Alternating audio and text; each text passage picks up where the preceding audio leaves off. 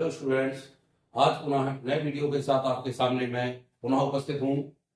जैसा कि कल आपको बताया था मैंने एल्केन श्रृंखला के नामकरण कि कैसे करते हैं, आज उसी के आगे बढ़ते हुए पुनः चर्चा करते हैं एल्कीन श्रृंखला के नामकरण की। नामकरण कल मैंने बताया था, IUPAC नामकरण चल रहे हैं और उसी के आगे क्रमबद्ध वीडियो चलता रहेगा। यह आपको क्रम से IUPAC नाम देखते रहना है। ये आज के लिए नहीं, ये 11th से लगाकर आपको 12th और 12th के आगे कोई भी कंपटीशन एग्जाम तक देते हैं तो भी IUPAC नाम परीक्षा में पूछे जाते हैं। यदि उसमें केमिस्ट्री आएगी तो निश्चित रूप से IUPAC नाम परीक्षाओं में आते हैं। एल्कीन श्रृंखला के नामकरण में चले, जैसे हमने हाल दिया CH3 CH double bond CH CH3। अब यहां हम देख रहे हैं, ये मान लो ऐसा नामकरण आ गया तो आपको हमने कल बताया था, पहला नियम बताया था आपको कि सबसे पहले अंकन उस छोर से करते हैं जिस छोर से क्या पास में हो, मूलक पास में हो। लेकिन अब मैं बता रहा हूं आपका क्रियात्मक समूह है डबल बॉन्ड माने एल्कीन श्रेणी। ये जहां से नजदीक होगी हम अंकन वहीं से प्रारंभ करेंगे, या मूलक जहां से पास में होगा अंकन वहां से प्रारंभ करते हैं। तो इसमें तो मूलक कहीं लगे नहीं, क्रमबद्ध गिन ले 1 2 3 4 1 2 3 4। अब आप देख रहे हैं 1 2 2 में लगा है डबल बॉन्ड, यहां से तो 2 में डबल बॉन्ड लगा है। हम कहीं से भी कर सकते हैं 1 2 और 3 और 4। हमने बताया था आपको कि निश्चित रूप से आपको अंक कहां लिखना है, कार्बन के ऊपर लिखना है। बहुत से स्टूडेंट्स हाइड्रोजन पर लिख देते हैं, नहीं, हमें चूंकि कार्बन की गिनती करना है इसलिए हमें इसको कार्बन के ऊपर लिखना है। अब ये देख रहे हैं 4 नंबर तक क्या जाता है, ब्यूट जाता है। क्या जाता है, ब्यूट। तो हम यहाँ पे सीधे लिखेंगे, पहले ब्यूट लिखेंगे और 2 नंबर पे ये लगा है डबल बॉन्ड, और डबल बॉन्ड को क्या पढ़ते हैं हम, ईन। तो यहाँ लिखेंगे 2 ईन, क्योंकि 2 में लगा है इसलिए 2 लिखेंगे पहले, उसके बाद मैंने बताया था डैश जरूर लगाते हैं। तो डैश लगाया और 2 के बाद लिख दिया ईन, तो बनेगा ब्यूट 2 ईन। इसको ऐसा भी लिख सकते हैं हम सीधे 2 ब्यूटीन। हम इंग्लिश से लिखें या हिंदी से लिखें, इसमें कोई दिक्कत नहीं है। यदि आप इंग्लिश से, तो आपकी इंग्लिश अच्छी है तो आप इंग्लिश से नामकरण करें, ये 100 वोट अच्छा है। और नहीं है तो आप हिंदी से भी लिख सकते हैं, इसमें कोई दिक्कत नहीं है। 2 ब्यूटीन भी लिख सकते हैं और ब्यूट 2 इन भी लिख सकते हैं। कंफर्म हो गया कि 2 नंबर पे ही इन लगा है, इसलिए हम इसको ब्यूट लिखेंगे और ब्यूट के बाद 2 इन लिखेंगे। अगला देखिए, हमने यहां लिखा CH3 CH CH3 CH CH3 और यहां लिखा CH डबल बॉन्ड CH2। यहां देखा हमने, हमें थोड़ा सा यह ध्यान रखना है, कार्बन के बैलेंस को जरूर देखना है कि कार्बन का बैलेंस कहां से पूर्ण हो रहा है। अब गिनती करें, यहां से देखो डबल बॉन्ड लगा है तो अंकन हम इसी छोर से करेंगे, क्योंकि अब लंबी से लंबी श्रृंखला चेक देखना है। 1 2 3 4 5 1 2 3 4 5 5 आ रही, 5 से ऊपर नहीं आ रही। हम अंकन इस छोर से करेंगे तो 1 2 3 4 और ये 5। 1 नंबर पे ही इन लगा है, इसलिए हमको अंकन इसी छोर से प्रारंभ करना है। और इसमें देखेंगे मूलक कहां पे लगा है, 3 नंबर पे लगा है और 4 नंबर पे लगा है। कौन सा मूलक लगा है, मेथिल। तो 3 4, अब चूंकि 2 मेथिल एक से लगे हैं इसलिए लिखेंगे 3 4 डाई मेथिल। क्या लिखेंगे, 3 4 डाई मेथिल। 5 में क्या बनता है, पेंट बनता है, तो पेंट लिख दें। और पेंट के बाद 1 नंबर पे इन लगा है तो पेंट 1 इन। और नहीं 1 लिखना तो 1 लिखने की आवश्यकता नहीं होता, हम डायरेक्ट भी इसको लिख सकते हैं पेंटीन। आप 1 नहीं लिखेंगे तो भी चलेगा, पेंटीन डायरेक्ट भी लिख सकते हैं या 1 पेंटीन भी लिख सकते हैं। इस तरह से हम एल्कीन श्रेणी के नामकरण करते हैं। इसी क्रम में यदि एल्काइल श्रेणी के आते हैं, मान लो यहाँ पे आ गया CH3 C triple bond C, और फिर यहां कर दें CH CH3 और यहां CH2 CH3 कर दिया। अब हम अंकन उस छोर से करेंगे जहां से आपका वही क्रियात्मक समूह पास में, यानी ट्रिपल बॉन्ड पास में है। ट्रिपल बॉन्ड है तो ट्रिपल बॉन्ड में ये 3 बॉन्ड लगे हैं, तो अंकन यहां से करेंगे 1 2 3 4 5 और ये 6। और निश्चित रूप से इसको डिब्बे में जरूर बनता है, डिब्बे में नहीं बंद करते तो कोई दिक्कत नहीं है, लेकिन आप करेंगे तो आपको मूलक अलग दिख जाएंगे। हमने डिब्बे में बंद किया तो देखिए मूलक अलग दिखने लगी, मूलक है। इसको डिब्बे में बंद किया श्रृंखला को, तो मूलक हमारा अलग दिखने लगा। मूलक कौन नंबर पर लगा है? 4 नंबर पे। कौन सा मूलक लगा है? इसको कहते हैं मेथिल। तो किस नंबर पे लगा है? यहाँ लिखेंगे 4 मेथिल।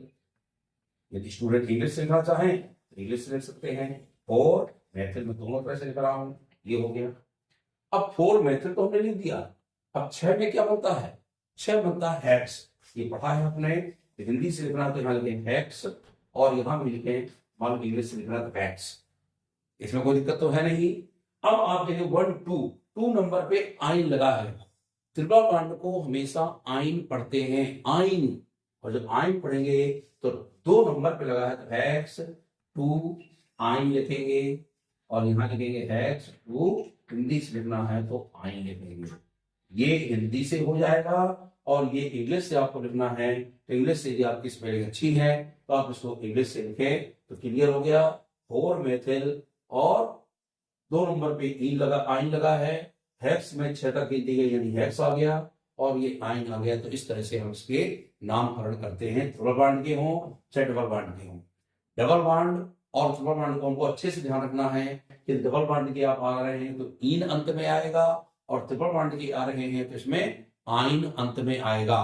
और सिंगल बॉन्ड आ रहा है तो आपको मैंने कल बताया था आपको, उसके अंत में हमेशा एन आता है मूलक को देखते हुए। मैं एक बार पुनः करता रिवीजन करता हूं आपके सामने, उसमें कहीं डाउट ना हो आपको। मैंने आपसे कहा था यदि आपने वीडियो को देखा हो और कोई समस्या आई हो तो आप निश्चित रूप से कमेंट करें, और कमेंट जब करेंगे तो निश्चित रूप से उसके मैं आपको आंसर दूंगा। मान लो हमने यहाँ लिखा CH3 CH, यहाँ लिखा C3H7 CH, और यहाँ भी लिखा मैंने C3H7 और CH2 और CH3। अब देखिए यहाँ पर सब जगह सिंगल बॉन्ड मिला है। सिंगल बॉन्ड से तात्पर्य यहाँ पर क्या हो गया? तुरंत माइंड करिए आप कि एल्केन श्रेणी है। कौन सी श्रेणी है? एल्केन श्रेणी। अब हमारे नियमों पर ध्यान दीजिए। पहला नियम क्या था? पहला नियम था आपका कि लंबी से लंबी श्रृंखला का चयन। पहले चयन करके देख ले। 1 2 3 4 5 आ रहा है, यहाँ कितने लगे हैं? 3 लगे हैं, तो 3 गिनेंगे। 3 4 5 6 7 आ रहा है, 3 4 5 और 3 यहाँ पर लगे 8 आ रहा है। यानी हमारी सबसे लंबी श्रृंखला कौन सी हो गई? 8। 8 मैंने 8 तक हो गई, ऑक्टेन। ये हमको माइंड में आ गया। तो हम लंबी श्रृंखला का चयन करके अब ये देखेंगे कि कहां से मूलक पास में लगा है। यहां से तो 3 4 में मूलक लगा है, यहां से तो 3 और 4 में मूलक लगा है। हम कहीं से गिन लें। हमने यहां से करा 1 2 3 4 5 6 और 7, यही नंबर देना पड़ेगा। और हमको इसको श्रृंखला में बंद करना है, तो इस तरह से श्रृंखला में बंद कर लेंगे। बंद कर लिया, श्रृंखला बंद कर लिया। यहाँ पे क्या दिया था? 3, इसको दिया था, ये आया यहाँ पे, इसके साथ लगा ना, तो 4 5, यहाँ आएगा 6, यहाँ 7 और यहाँ 8। तो हमारी श्रृंखला ये बंद होगी, ये श्रृंखला हो गई। अब जब ये श्रृंखला हो गई तो ये देखिए मूलक निकल आया और एक मूलक ये निकल आया। अब इनको अलग अलग नहीं गिनना, हमें कार्बन की संख्या गिनना है। कार्बन कितने हैं? 2 हैं। जब कार्बन 2 होते हैं तो कौन सा मूलक लगता है? इसको कहते हैं एथिल। जोड़ ले, यहाँ C के 2 है, H के 5, इसको क्या कहते हैं? एथिल। ये M है, C के 1 है, इसको पढ़ते हैं मेथिल। हमने बताया था जब 2 या 2 से अधिक मूलक लगे हों तो इनको अल्फाबेटिकल क्रम में लिखते हैं। अल्फाबेटिकल यानी A to Z। सबसे पहले E आता है कि M आता है? आपको पता है अल्फाबेटिकल पहले E आता है, तो E को हम पहले लिखेंगे 4 में लगा है एथिल ग्रुप, तो यहां लिखेंगे 4 एथिल। क्या लिखेंगे? 4 एथिल।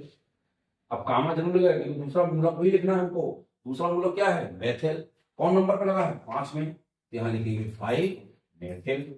ये आ गया 5 मेथिल आ गया। आगे नहीं आ गया। और 8 में मैंने बताया था आपको क्या बनता है? ऑक्टेन। यहां लिखेंगे OCTANE, ये कहलाएगा ऑक्टेन। हिंदी से लिखना चाहें तो हिंदी से लिखें 4 एथिल, ऐसा कामा लगाएं, 5 मेथिल लिखें। जब मूलक ना बचे हों तो सीधे पे हम कामा नहीं लगाते और यहां लिखते हैं ऑक्टेन। क्या लिखते स्टूडेंट्स? ऑक्टेन लिखेंगे। क्यों ऑक्टेन लिखा? क्योंकि 8 नंबर पे एल्केन श्रेणी का ऑक्टेन बनता है, इसलिए हमको अंत में ऑक्टेन लिखना पड़ेगा। ये आप बहुत अच्छे से गौर करें और इसको बहुत अच्छे से सीखें। मान लो हमने यहां कहा CH2 डबल बॉन्ड CH2। अब पुनः आगे बढ़ते हैं। अब इतना सा दिया, ये मत सोचे कि इतना सा क्यों आ गया, कैसे लिखेंगे आप ध्यान रखें। यहाँ पे हम एक गिनेंगे, यहाँ दो गिनेंगे, अच्छा इसको एक इसको दो गिन लो, कोई दिक्कत नहीं है, क्योंकि दोनों तरफ से गिनती बराबर है और डबल बॉन्ड दोनों तरफ से एक चलाया रहा है। तो 2 नंबर में क्या पढ़ते हैं? एथ। अब सिर्फ आपको जो मैंने आपको बताया क्रम वो पढ़ना है। एथ पढ़ लिया अपन ने, और 1 में लगा ईन, तो एथ 1 ईन लिख दें, और चाहे सीधी लिख दें एथीन।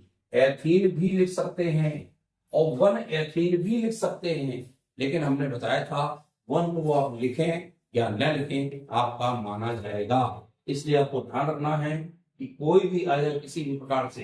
अगला देखें, यदि हमने CH लिख दिया तो छोटे भी आ जाते हैं, तो आपको दिक्कत आती है। हम गिनती कर लें 1 2, वही गिनती आएगी ना। इसमें क्या था? एथ, और एथ में क्या लगा? आइन। कौन नंबर पे लगा है? 1 नंबर। ये मत सोचे कि यहां लगा तो 2 गिन लें, 2 में नहीं है।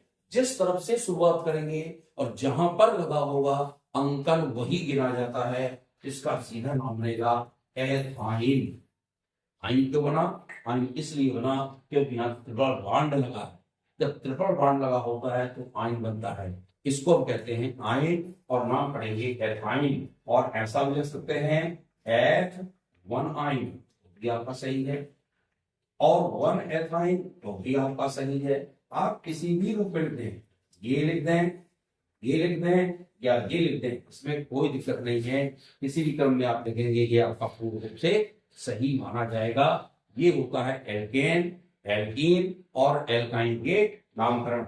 और एक आध दो मैं बताता हूँ, और फिर इसके बाद आपको बताऊंगा क्रियात्मक समूहों के नामकरण। वो होगा थोड़ा ध्यान रखना। ये भी क्रियात्मक समूह के अंतर्गत ही आते हैं, चाहे वो एल्केन हो, चाहे एल्कीन हो, और चाहे एल्काइन हो। मैं पुनः एक लिखता हूँ, CH3 C double bond C CH double bond CH 2 3 4 2 3, यहां करते हैं CH2, और मान लो CH2 यहां नहीं करते हैं, यहां करें CH, और यहां करते हैं CH3।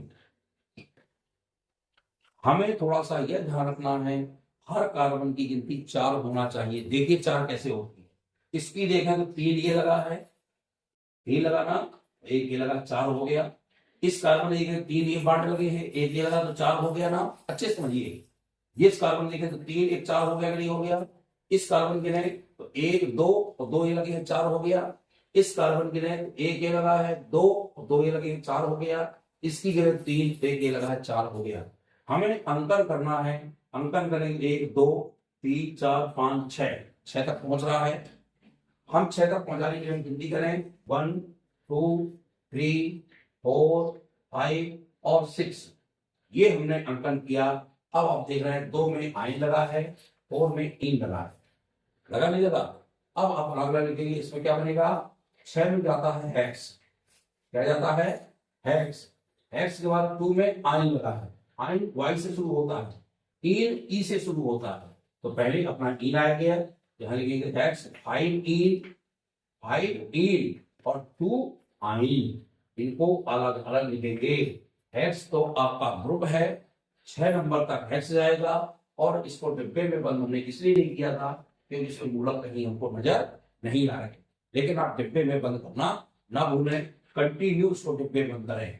6 तक जाएगा हेक्स, 5 में आएगा इन और 2 में आएगा आइन। इस क्रम से आपको जरूर IUPAC नाम बनाना है। बहुत से IUPAC नाम आपको तैयार करना है। मैं ब्लैक बोर्ड बहुत सारे IUPAC नाम लिखूंगा, और उनको आप कमेंट के द्वारा आप बताएंगे, करके हमको दिखाएंगे कि ये आप कैसे करेंगे। वो हमको कमेंट करके आप भेजेंगे, मैं सबके IUPAC नाम चेक करूंगा और फिर आपको बताऊंगा आप गलतियां कहाँ करते हैं। ये हुई एल्केन, एल्कीन और एल्काइन श्रृंखला के नाम है। अब हमको देखना है कि जब क्रियात्मक समूह होते हैं तो क्रियात्मक समूहों के नामकरण कैसे करते हैं। क्रियात्मक समूहों के नामकरण करने के लिए दो चीजें आती हैं। यदि दो या दो से अधिक क्रियात्मक समूह लगे हैं तो उसमें एक होते हैं पूर्व लग्न और एक होते हैं अनुलग्न। अनुलग्न लिखते हैं अंत में और पूर्व लग्न को पहले लिखा जाता है। इसका भी एक क्रमबद्ध तरीका होता है। क्रमबद्ध माने वरीयता क्रम होता है। वरीयता क्रम के आधार पर हम लिखते हैं। तो पहले हम तो नामकरण बता दें, उसके बाद फिर हम वरीयता क्रम बताएंगे कि बहुत सारे क्रियात्मक समूह लगे तो किस तरह से हमें वरीयता क्रम के आधार पर अनुलग्न और पूर्व लग्न लगाते हैं। जो वरीयता क्रम में सबसे ऊपर होगा वो अनुलग्न के रूप में लिखा जाएगा। शेष बहुत सारे आते हैं तो सब लिखे जाते हैं पूर्व लग्न के रूप में। जैसे मैं बताऊं आपको, एक होता है, एक क्रियात्मक समूह है COOH। ये क्या कहलाते हैं? क्रियात्मक समूह। थोड़ा सा ध्यान रखिएगा, ये क्रियात्मक समूह है। ये है आपका COH। ये पूर्व लग्न के रूप में कार्बोक्सिल लिखा जाता है। क्या लिखा जाता है? कार्बोक्सिल। और यहां अनुलग्न के रूप में लिखा जाता है इसको ओहिक अम्ल। क्या लिखा जाता है? ओहिक अम्ल लिखा जाता है। यदि हम बात करें यहां से आगे, अभी मैं क्रमबद्ध लिख रहा, अभी मैं आपको वरीयता क्रम अलग से लिखाऊंगा। अभी मैं आपको बताता जा रहा हूं। जैसे OH है, OH को यहां पढ़ते हैं, ये OH लगाना। OH को आपको पता है पूर्व लग्न के रूप में पढ़ेंगे तो इसको पढ़ते हैं हाइड्रोक्सी। क्या पढ़ते हैं? इसको नोट कर लेना आप लोग जरूर, वीडियो देखते हुए रुकते हुए इसको नोट करते जाइए। और इसके अंत में जब इसको अनुलग्न के रूप में लगाएंगे इसको ऑल पढ़ते हैं। ऑल मीन्स OL मीन्स लिखा हुआ, और इसको पढ़ते हैं ओइक एसिड। ये ओइक एसिड। ओइक एसिड कहाँ लगेगा मैं बताऊंगा आपको। जो एल्केन श्रृंखला होगी उसकी अंत की ई को हटा करके अंत में ये ऑल या ओइक अम्ल लगाए जाते हैं। अगला देखिए CHO यदि आता है तो CHO को पूर्व लग्न में पढ़ना पड़े यदि तो एल्डो पढ़ेंगे, और यदि हमको यहाँ अनुलग्न में इसको पढ़ना है तो अल पढ़ते हैं। अल माने Al, इसको पढ़ेंगे अल। क्या पढ़ेंगे? अल पढ़ते हैं। इस तरह से कोई भी क्रियात्मक समूह आते जाते हैं। आप क्रियात्मक समूहों के क्रम में आपको इसको ध्यान रखना है। जैसे आ गया C+O, इसको हम पढ़ते हैं ये कीटोन कहलाता है। लेकिन जब इसको पूर्व लग्न में पढ़ें तो पढ़ते हैं कीटो। क्या पढ़ते हैं? कीटो पढ़ेंगे। और इसके अंत में जब अनुलग्न लगाएंगे तो पढ़ते हैं ओम। क्या पढ़ते हैं? ओन लगाते हैं। ONE, इसको ओन कहते हैं। इस तरह से क्रमबद्ध तरीके से आप लेते आइए और इनको ध्यान रखिएगा। मान लो यहाँ पर NH2 समूह आता है, यह होता है Cl समूह आता है, इसको सिर्फ पूर्व लग्न के रूप में पढ़ते हैं। अंत में इसको अनुलग्न के रूप में नहीं पढ़ा जाता। Cl को क्लोरो, इसी तरह इसको Br को यहाँ ब्रोमो पढ़ते हैं। यदि I आता है तो इसको आयोडो पढ़ते हैं, आयोडो। F आता है इसको क्लोरो पढ़ते हैं, क्लोरो, क्लोरो पढ़ते हैं, है ना। और यदि इसके अंत में आगे मैं क्रमबद्ध तरीके से और बताऊंगा। पहले आपको ये ध्यान रखना है कि इस तरह आता है सिंगल बॉन्ड आता है तो इसको एन पढ़ते हैं। क्या पढ़ते हैं? एन। इसमें नहीं पढ़ा जाता। ये डबल बॉन्ड आते हैं तो यहाँ आइन ईन पढ़ते हैं। क्या पढ़ते हैं? ईन। और ये ट्रिपल बॉन्ड आता है तो यहाँ अनुलग्न में इनको आइन पढ़ते हैं। NH2 लगा हो तो इसको एमिनो पढ़ते हैं। क्या पढ़ते हैं? NH2 को एमिनो पढ़ते हैं। इस तरह बहुत सारे क्रियात्मक समूह हैं। मैं इसका आपको क्रमबद्ध तरीका बताऊंगा, लेकिन पहले आप जब नामकरण सीख जाएंगे तो फिर इसके बाद मैं विक्रम से नामकरण एक एक बताऊंगा, और फिर बहुत सारे क्रियात्मक समूह लगा के बताऊंगा कि किस तरह से बहुत सारे क्रियात्मक समूह लगे होते हैं तो उनका नामकरण कैसे हम अल्फाबेटिकल करते हैं, यह मैं बताऊंगा। आज सिर्फ एक नामकरण और बता रहा हूं क्रियात्मक समूह का, वो आप समझ लीजिए। यदि क्रियात्मक समूह के रूप में क्या लगा हो तो अंकन कहां से करते हैं? अंकन उसी छोर से करते, अभी बताया था मैंने मूलक, जहां से मूलक पास में लगा हो अंकन वहीं से प्रारंभ करते हैं। लेकिन अब मैं बता रहा हूं जहां से क्रियात्मक समूह, भले मूलक लगे हैं लेकिन जहां से क्रियात्मक समूह सबसे कम संख्या में लगा हो अंकन वहीं से प्रारंभ करते हैं। जैसे हमने लिखा CH3, CH2, CH, CH3, CH2 और यहां लगा दिया हमने OH। क्रमबद्ध तरीका लेके अब ये OH लगा है। OH को हमने बताया था आपको कि इसको हाइड्रोक्सी पढ़ते हैं कब? जब एक या एक से अधिक क्रियात्मक समूह लगे। इसमें तो क्रियात्मक समूह एक ही लगा है, तो इसको हम पढ़ेंगे अनुलग्न के रूप में, और अंकन उसी छोर से करेंगे जहां से क्रियात्मक समूह लगा है। 1 2 3 4 करेंगे और इसको तुरंत डिब्बे में बंद कर देंगे। 1 में क्या लगा है? OH। OH को क्या पढ़ते हैं अनुलग्न में? ऑल। क्या पढ़ते हैं? ऑल। और 2 में लगा है मेथिल, तो नाम पर हिंदी में लिख रहा हूं आपको, यहां लिखेंगे 2 मेथिल। ध्यान रखिएगा अच्छे से। अब चूंकि 4 में क्या बनता है? ब्यूटेन। क्या बनता है? ब्यूटेन। तो यहां लिखेंगे ब्यूटेन। और 1 में क्या लगा है? आल। तो ब्यूटेन 1 आल। ब्यूट 1 आल भी लिख सकते हैं, और इसको लिख सकते हैं 1 ब्यूटेनॉल। ब्यूटेनॉल क्यों लिखा है ऐसा? क्योंकि ब्यूटेन है ना, देखना है यहाँ पे ब्यूटेन, हमने बताया था अंत की ई को हटाएंगे और इसके सामने OL लगाएंगे तो नाम बनेगा ब्यूटेनॉल। यानी एल्केन श्रृंखला की अंत की ई को हटा करके जब OL जोड़ते हैं तो बनता है एल्केनॉल। देखो कैसे, ये एल्केन श्रेणी है ना, एल्केन। बात समझिएगा, ये हमने ई को हटाया और क्या जोड़ दिया? ऑल। तो इसका नाम क्या बनेगा? एल्केनॉल। अब एल्केन श्रृंखला की जो श्रृंखला होगी, मान 4 में ब्यूटेन है, ब्यूटेनॉल। 5 होता तो पेंटेनॉल, 6 होता तो हेक्सेनॉल, 2 होता तो एथेनॉल, 3 होता तो प्रोपेनॉल, और 8 होता तो ऑक्टेनॉल। यानी किसी भी एल्केन श्रृंखला की श्रेणी में हमको ऑल जोड़ना है, ये आपको बार बार याद रखना है, और अंकन उस छोर से करना है जहां से हमारा क्रियात्मक समूह सबसे नजदीक आता है। यहां पर है CH2OH, CH, CH3, CH, CH3 और ये CH3। अब देखिए अंकन हम उस छोर से करेंगे जहां से सबसे पहले सबसे पास में क्रियात्मक समूह आएगा। ये देखिए क्रियात्मक समूह आ रहा है 1 2 3 4 और ये 5। ये हमारी श्रृंखला बन गई कि नहीं बन गई? देख लो अच्छे से, ये बनी श्रृंखला। एक मूलक ये निकल आया, एक मूलक ये निकल आया, एक मूलक ये निकल आया। तीनों मूलक कैसे हैं? मेथिल हैं। कौन कौन नंबर पे लगाए हैं? 2 में, 3 में और 4 में। क्या लिखेंगे? 2 3 4।